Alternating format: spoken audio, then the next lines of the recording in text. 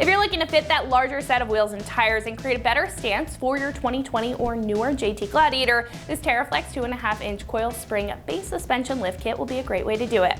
Now this will be a great option for the JT owner who wants a mild lift to fit up to a 35-inch tire to make the Jeep more capable off-road, or straight up if you just want more of an aggressive aesthetic.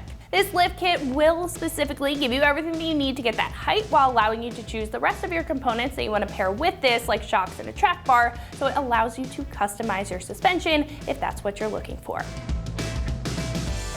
Now, as it says in the name, this is going to be a base lift kit, which will feature most of the most important components to get you that height and accommodate for that height. Now, this is going to feature taller front springs and 1/2-inch rear spacers that will offer you that 2.5 inches of lift in the front and level out the truck while offering you better ground clearance all around.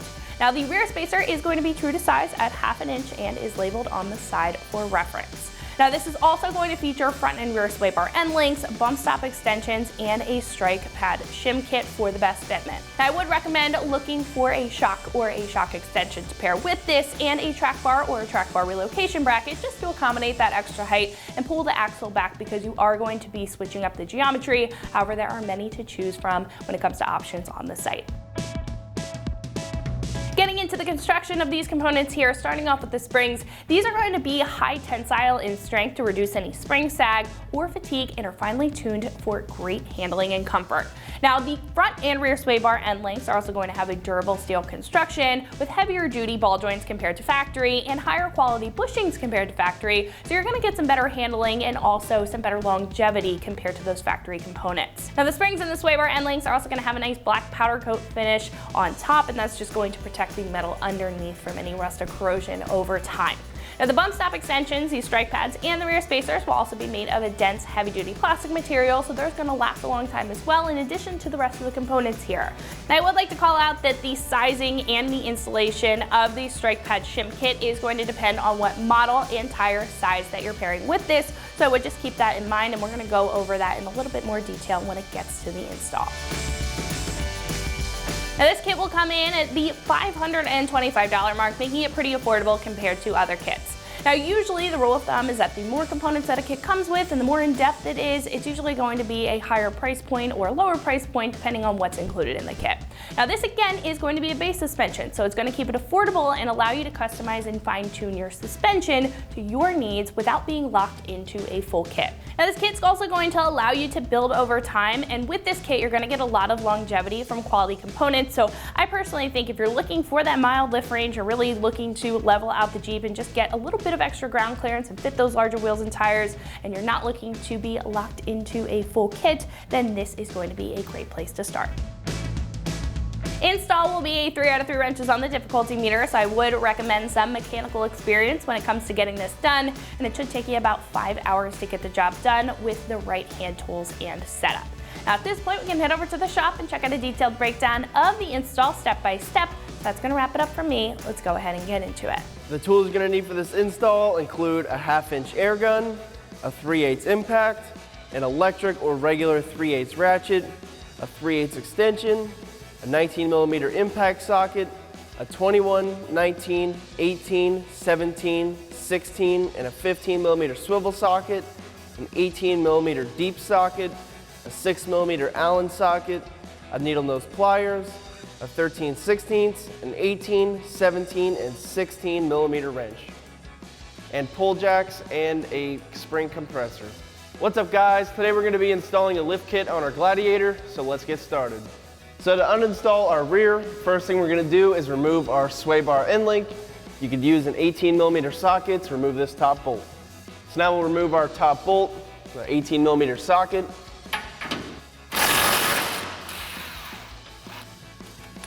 Set that to the side.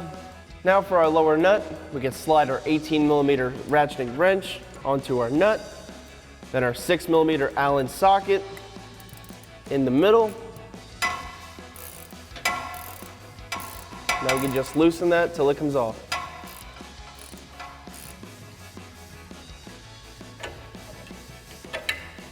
Now moving on to the shock. Now's a good time to suspend your axle with some pull jacks. So now we can take our 21mm swivel socket and a 13/16 wrench, hold down that nut, Now we can remove this bolt.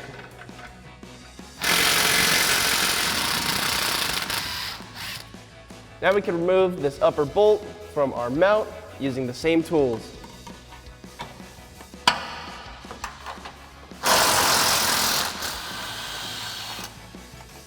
So moving on to the passenger side, before we remove our coils, we have to remove our breather tube. So we got to take a needle nose pliers and press down this clamp. Wiggle this up. Now we can pull up on our breather tube. We can leave that on to the side. So now we're going to remove our coils.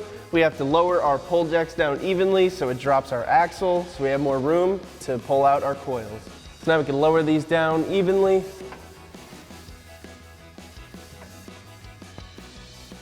So now we can just press up to get it out.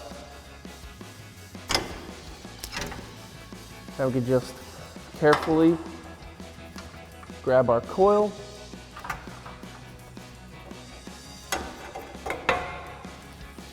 And now you can repeat that process on the other side. So now moving on to the front, the first thing we're going to do is remove our shock. We're going to use an 18mm socket and an 18mm wrench. So now we can take our 18mm swivel socket and our 18mm wrench and remove this bolt.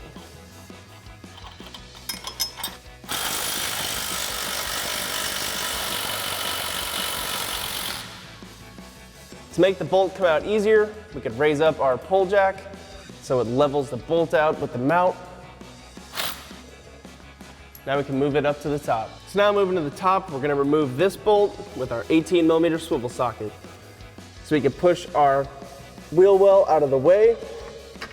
We can remove our bolt. Hold your shock.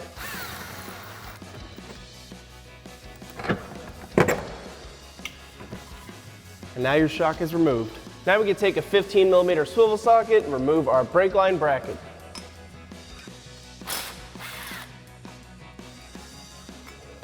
Set that off to the side, and we can thread our nut back on. So now we're going to remove our sway bar end link. We're going to take our 18mm wrench and our 18mm swivel socket and remove these two.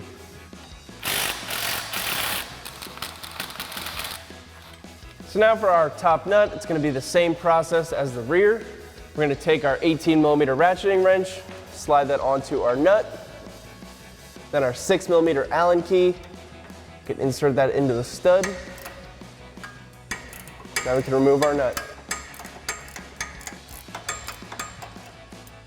Now we can remove our tools. We can remove this using our hand.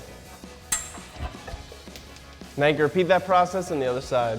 Now that your shocks and sway bar end links are removed on both sides, we're going to remove our track bar.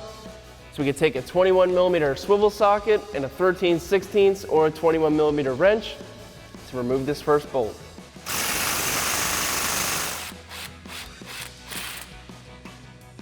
Now we can take our 21mm swivel socket and remove this bolt. Make sure that you hold your track bar because it will fall.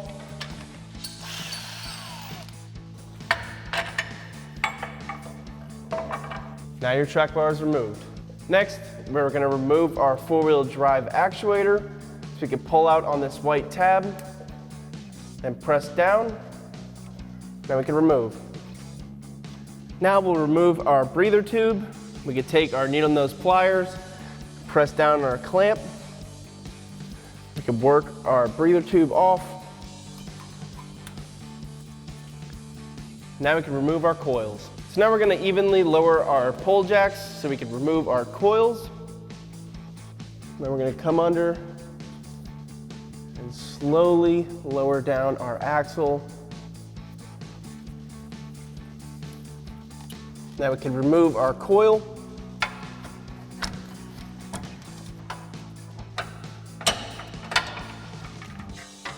We can bring down our rubber grommet too. Now you can repeat that process on the other side. So now that your stock components are uninstalled, we're going to be reusing the factory coil with our new spacer. So now we can set our spacer into the factory location, grab our factory rubber grommet and make sure that the perch is lined up with the end of the coil. Now I'm going to come under the vehicle Gonna get this into place. Hold in our new spacer. I'm just gonna push it up. Now that's installed. Now we can install our bump stop spacers. We're gonna stack these on top of each other. But before, we have to put in our spacers, which we can just set into our place. We'll stack this one on top of it. We can get this lined up with the holes that are already drilled. Then we can grab our included hardware and insert that through the hole. There we go. Same for this one.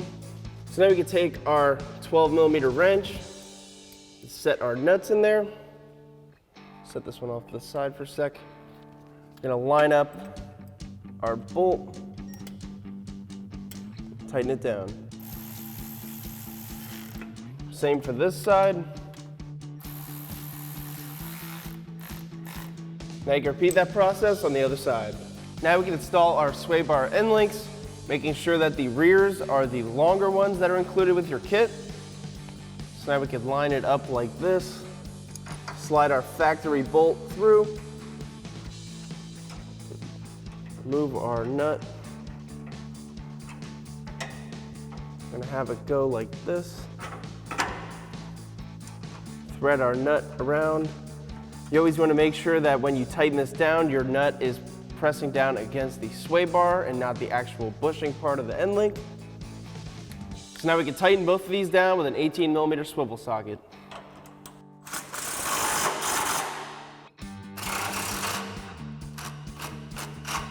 Now you can repeat that process on the other side. Now for our last step of the rear, we can install our shocks. Get this lined up with our mounting hole. Slide our factory hardware.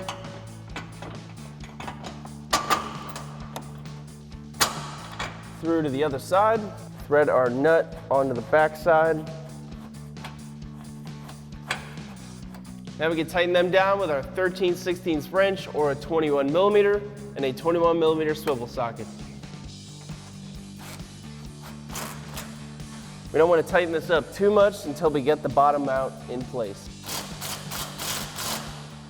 Now we can take our shock and bring that up to our lower mount. We're gonna have to use our pull jack to raise it up to line up our holes. And make sure you do that evenly on both sides. Take our factory bolt, slide that through, thread our nut on. Then using the same tools, our 21mm swivel socket and our 13/16 wrench. Now you can go up and tighten up your top mount.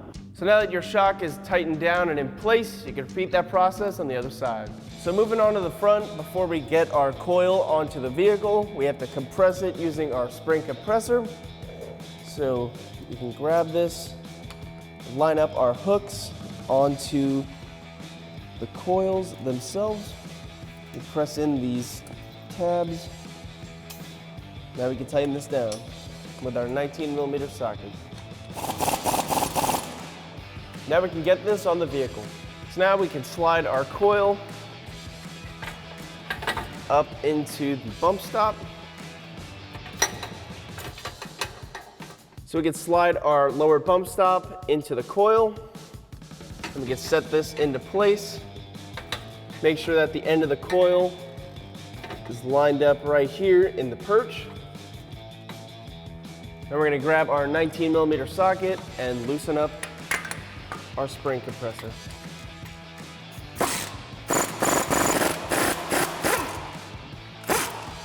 Pull out our pins. And we can remove our spring compressor. Now we can slide our included Allen head bolt through our coil, put that into the bump stop, and through the hole of the bump stop mount. Then we can grab our nut and our nut wrench.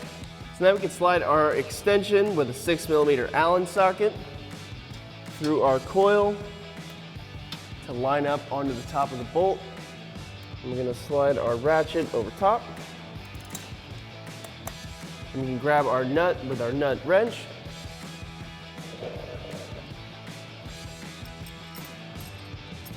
Line that up with the bolt.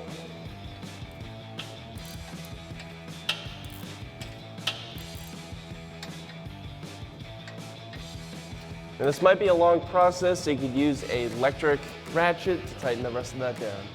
So now we can tighten this down with our electric ratchet. Now we can reinstall our factory shock. So we can go up to our top shock mount, slide in our long bolt, slide that through, get that lined up, thread it in a little bit. This wheel well is a little bit of a pain. Bring that around there. Now you can grab an 18mm swivel socket and we can tighten this down. Now we can get our lower mount into place. We're gonna raise up our pull jacks to line up the holes. We're gonna raise them up on both sides evenly. A couple more on this side. Slide our factory bolt through. There we go. Then our nut on the back side. We can tighten these down with our 18mm wrench and our 18mm swivel socket. Now while we're over here, we could reinstall our brake line bracket. So we can bring that through the stud. We can thread on our nut. Tighten that down with a 15mm socket. And you can repeat that process on the other side. Now we can install our new sway bar end links. We're gonna have it lined up like this.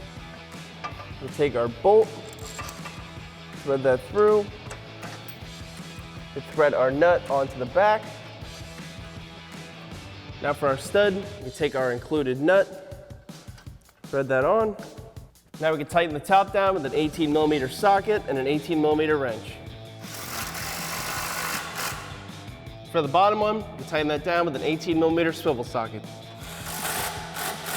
Now you can repeat that process on the other side.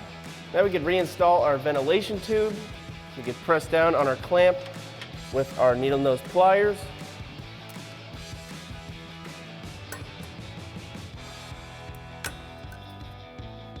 Now that is installed. And our final step of the install is to plug back in our four-wheel drive module. So you can make sure that your white tab is pulled back.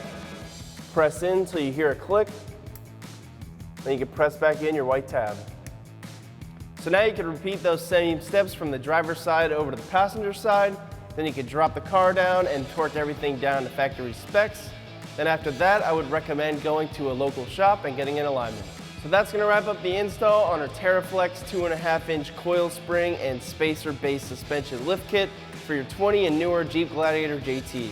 Thanks for watching, and for all things Gladiator, keep it right here at ExtremeTerrain.com.